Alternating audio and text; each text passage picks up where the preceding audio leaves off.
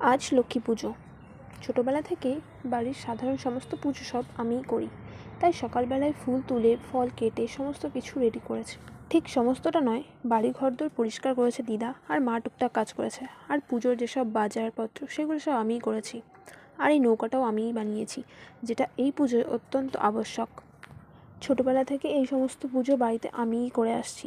মাঝে কিছু বছর বাদ পড়ে গিয়েছিল, এই বছর থেকে ভাবলাম আবার শুরু করি। যদিও আমি কিছুটা ধার্মিক আবার কিছুটা অ্যাথিস্ট, তবুও মাঝে মাঝে পুজো করলে মনে হয় মন ভালো থাকে। আর আমার কাছে পুজো মানে হলো ডিসিপ্লিন, যেখানে সব কিছু একটা নিয়ম মাফিক করতে হয়, সেখানে গা ছাড়া ভাব দেখালে চলবে না। যাই হোক, নিজের মতন করে কিছুটা পুজো আয়োজন করলাম। মিনি ব্লগটা শ্যুট করা একটা মেমোরি রাখার জন্য, কারণ ভবিষ্যতে কোথায় থাকবো নো ওয়ান নোস। নৌকার মধ্যের এই গোল গোল জিনিসগুলোকে বলা হয় ডোল।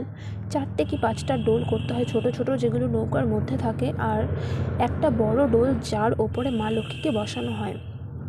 4টে বা 5টা ডোলের মধ্যে দেওয়া হয় হলুদ, তিল, চাল, ধান, সোনা রূপা এবং আরও কিছু কিছু জিনিস দেওয়া হয়। যাই হোক, আমরাও যা যা দিদা বলে দিয়েছিল সেগুলো দিয়েছিলাম। আর ওই হলুদটা একদম আমাদের গাছ থেকে তোলা। এরপর ধুনো জ্বালিয়ে, প্রদীপ জ্বালিয়ে, ধূপকাঠি জ্বালিয়ে পুজোটা ধীরে ধীরে বহিতেছে মলয় বাতাস। লক্ষ্মী দেবী বামে করি বসি নারায়ণ, কহিতেছে নানা কথা সুখে আপন।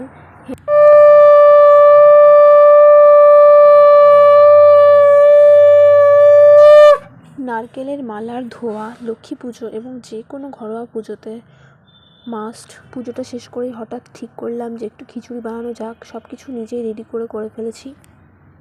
এই হলো আমার ফাইনাল পুজোর প্রসাদ এবং চাল মাখা, যেগুলো আমরা আশেপাশে বিতরণ করার পরে উপোস ভাঙি। So that's it for today.